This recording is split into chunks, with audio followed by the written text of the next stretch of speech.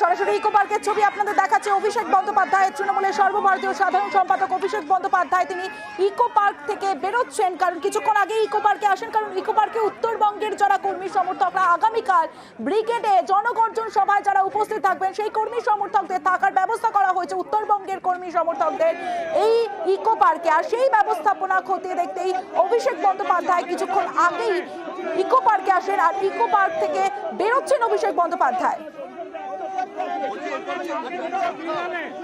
প্রচুর কর্মী সমর্থক, তৃণমূলের কর্মী সমর্থকরা তারা উপস্থিত রয়েছেন। তারা আগামীকাল সকাল 7টার সময় বেরোবেন ব্রিগেডের উদ্দেশ্যে। তার আগে সমস্ত ব্যবস্থাপনা খতিয়ে দেখতে অভিষেক বন্দ্যোপাধ্যায় তিনি ইকো পার্কে এসে পৌঁছন।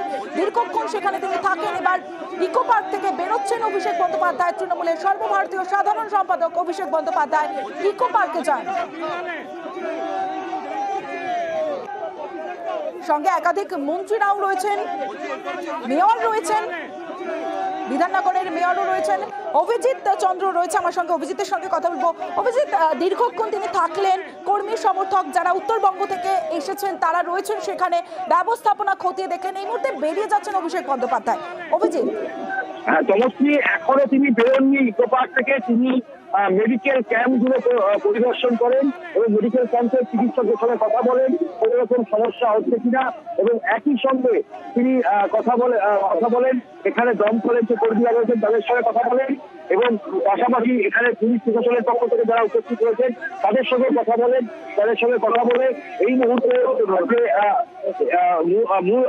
পুলিশের সঙ্গে তিনি কথা বলেছেন, প্রশাসনের সঙ্গে তিনি কথা বলছেন যাতে কোনো রকম সমস্যা হচ্ছে কিনা সেই গোটা বিষয়টা খতিয়ে দেখতে, এবং তিনি ধীরে ধীরে প্রত্যেকটা ডিপার্টমেন্টের সঙ্গে কথা বলছেন।